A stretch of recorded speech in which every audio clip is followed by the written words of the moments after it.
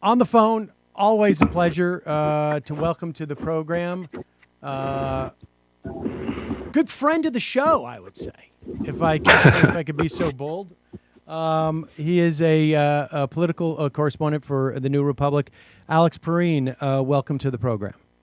Thank you, Sam. How you doing, Alex? What have you been up to? I mean, I'm losing my mind. Like, just to be completely frank, I'm just absolutely losing my mind. What I've been up to is attempting to have a job while my partner has a job and we raise a 3-year-old. Yeah, I can imagine. I mean, it's not hard for me to imagine what a nightmare that is. That is the thing, is that, like, there was no ability to even like plan for this. Mm-hmm. You know what I mean? You Yeah. just have to, like, it's Friday, everything is normal, and then one day it's like, oh, okay, this is what we're doing here. And Yeah. that, I think, makes it harder. I mean, this is obviously like what's going on.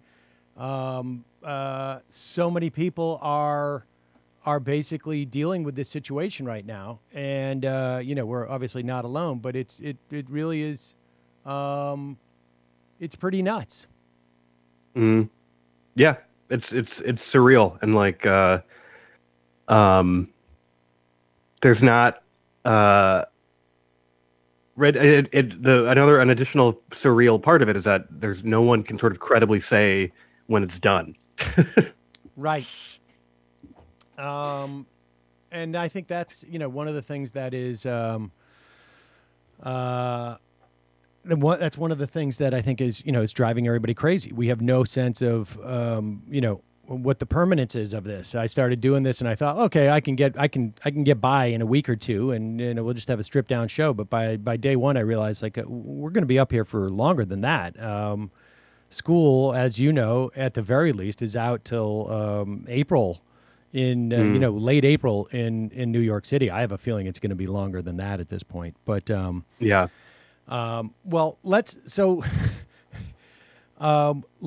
start with. I mean, I know you've written about this story, and I wonder if you have the same sort of shock or just like deep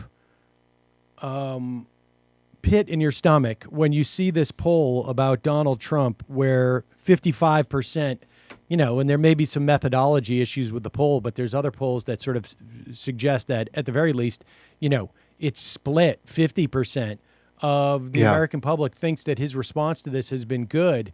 And frankly, like, I know you've written about the sort of the dismantling of the state. I read a piece, or at least mentioned that I think it was Stuart Stevens' piece, where he basically said, like, I'm a Republican. I'm for blame for this.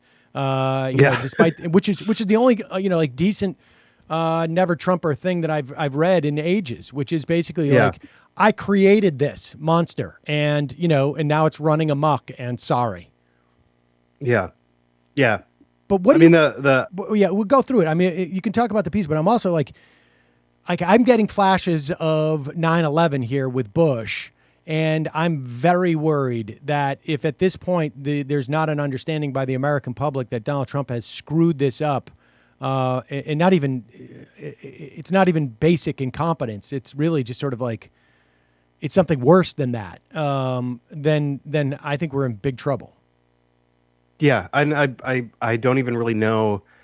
I mean, right? It's 9/11 is the sort of correct comparison in the sense that I think what it's reflecting is this tendency to believe that what we need to do in a crisis is rally around the leader, and I think that's insane. Like that's like that shouldn't be.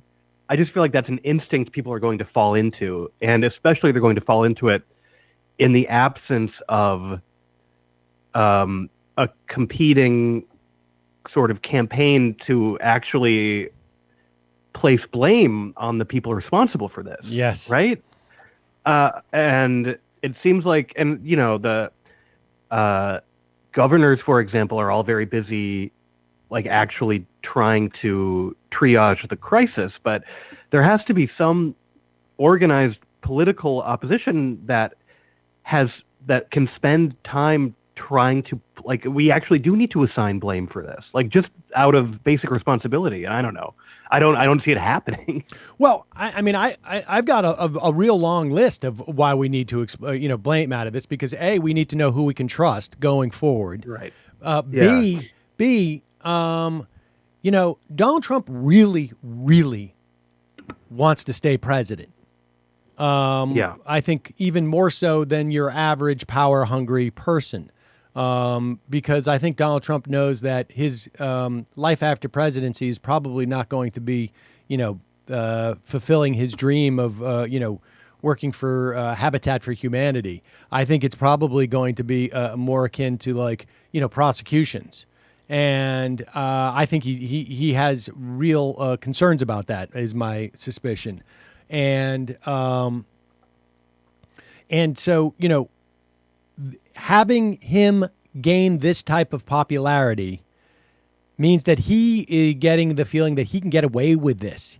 Like, he can get away with saying, we've got 5 million masks and there's no masks and they're not coming for a year and a half. He can get away with saying, the malaria drug, the FDA is screwing up on this. They could do it. Yeah. Or the idea that we didn't get the testing and I still don't think that we know the real reason behind that. No, I don't think so either. I mean, I don't think we know why. I don't think we know why. I can take a guess. Right. I can make guesses too as to why, like, our duopoly of privately held lab companies have been so vital to the response, and and I mean, I don't know. Like, we don't have answers, but it's insane, this thing that he is doing. And I this is what I wrote before, which is, like, it was obvious before it actually started overwhelming hospitals, it was obvious Trump thought of it as a messaging problem and something he could just make go away on TV. But the fact is, like, this is his one trick and he's still doing it, but it's alarming that it appears to actually be working, which is just going on TV. He just goes on TV. And this is what the poll is reflecting. They see him go on TV and he says, oh, the FDA just approved a miracle drug and it's going to cure it. And, like, for him, the unreality of that statement is meaningless. It's completely meaningless for him, the fact that is unreal. But it's consequential, obviously. That's what people are just sort of getting. And it's also it's consequential insofar as, in the same way that, him calling it a hoax for weeks was, and encouraging, Fox News to do so as well, because it is hard enough to get a message. I mean, people spend $1 billion, right, to get their message across to individuals out there, in a presidential campaign. Bloomberg spent $500 million trying to get his message across to just, like, I don't know, a dozen states or something. It's very difficult to permeate the consciousness of the American public, and it's super difficult to change their minds about something. So when Donald Trump is out there for 4 or 5 weeks saying this is a hoax, there's 50% of the population out there going, like, I'm not taking this seriously. And so, the length of time that they're going out and behaving in a way that is contrary to containing this and not making it a disaster in this country, it's going the wrong direction. And there's no way to sort of contain that quick enough. And, like, it's quite possible, and, I mean, who knows? But it seems like it's quite possible. You and I having this conversation is the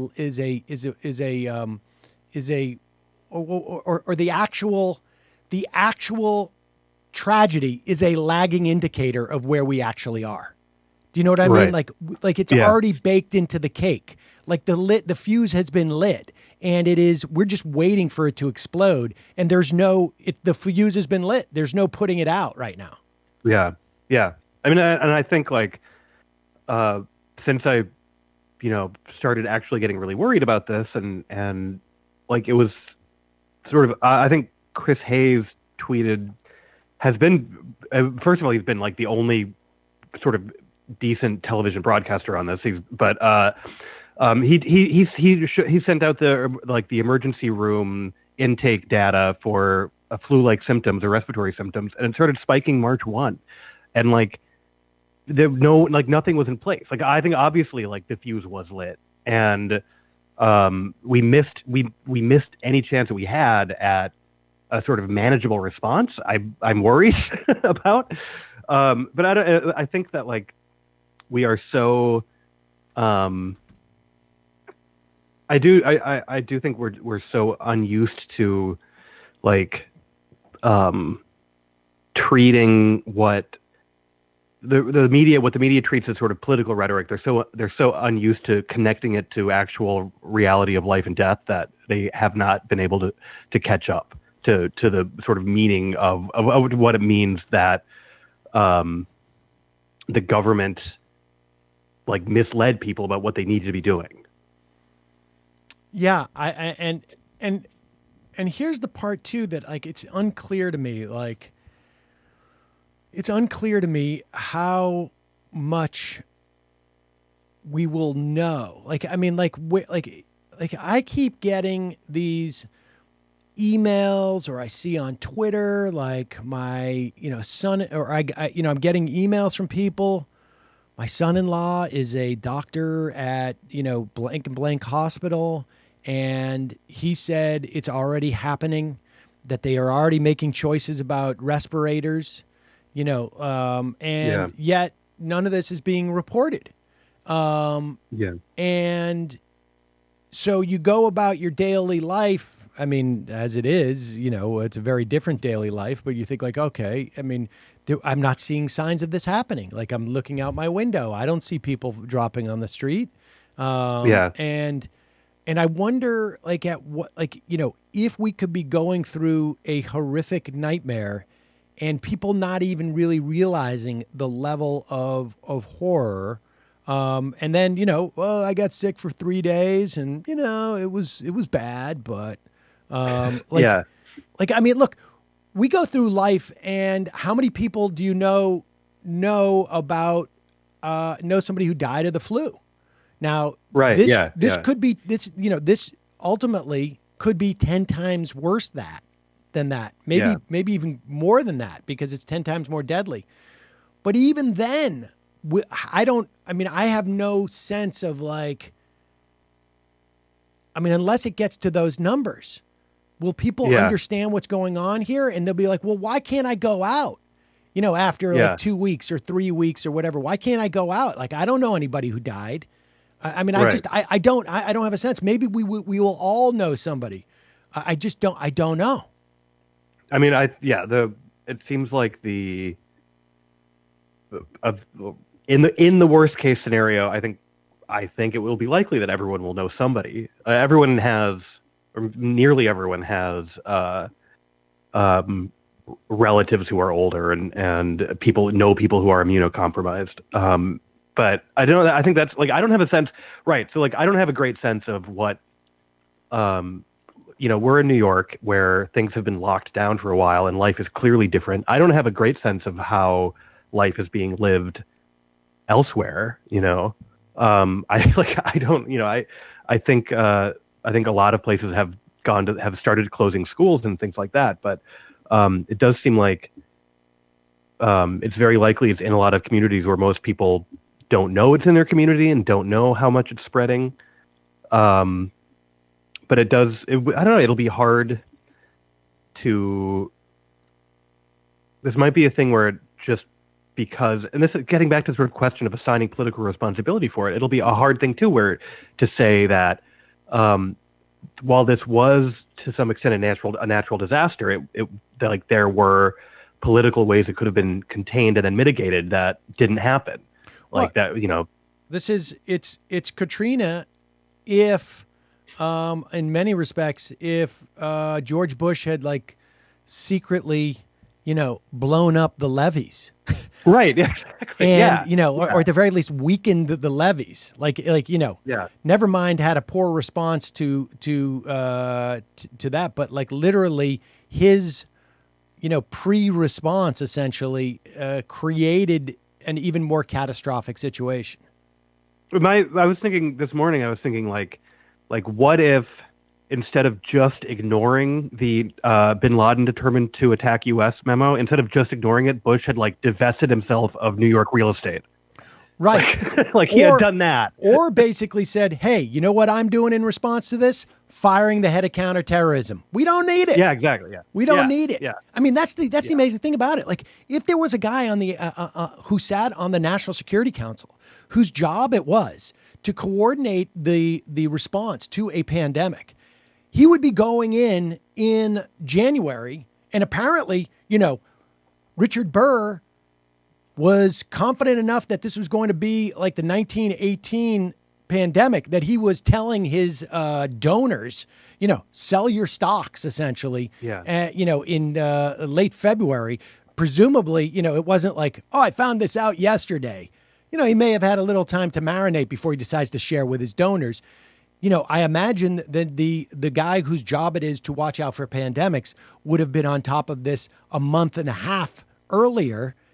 January 1st, late December, he's tracking it. As soon as it pops up, he is aware of it. He's in there going you guys, you don't understand what's going on here. Here's a PowerPoint demonstration. And everybody on the National Security Council becomes aware that this is happening. And there's more pressure on Trump to be like, hey, this is for real, man. Even that, even if that guy wasn't fired and his whole team wasn't fired, never mind, and that was a decision by the Republican Party. That was not just a Trump decision.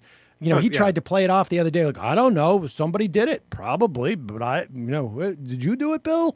And it was one of those jobs. I mean, this is just, it's stunning. It's stunning. And it's stunning that that we're seeing polls like this. Yeah. Yeah. And it is,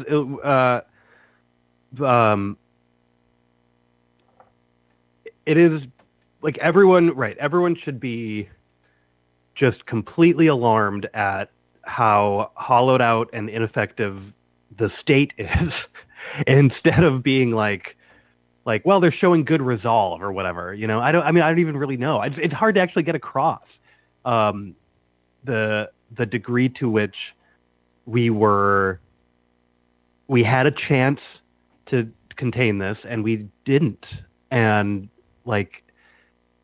I guess I'm worried now. I sort of was like, well, this is the end of people having any faith in institutions. But I'm legitimately worried that people will be like, no one could have foreseen this, and everyone tried their best. Right, which is insane. Right, it's a failure of imagination.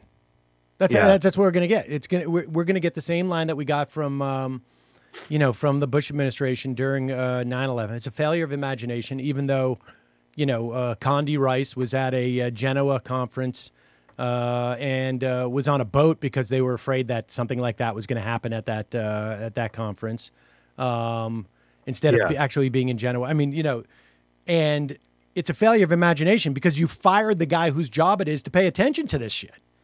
Yeah. It's a failure of imagination for people who don't lead teams to deal and track pandemics, but it's not. Right.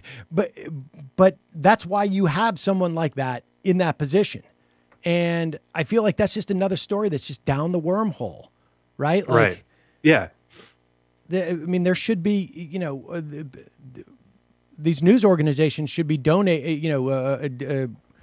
donating, basically allocating entire episodes essentially to just doing that one story so that people understand the context in which we were completely unprepared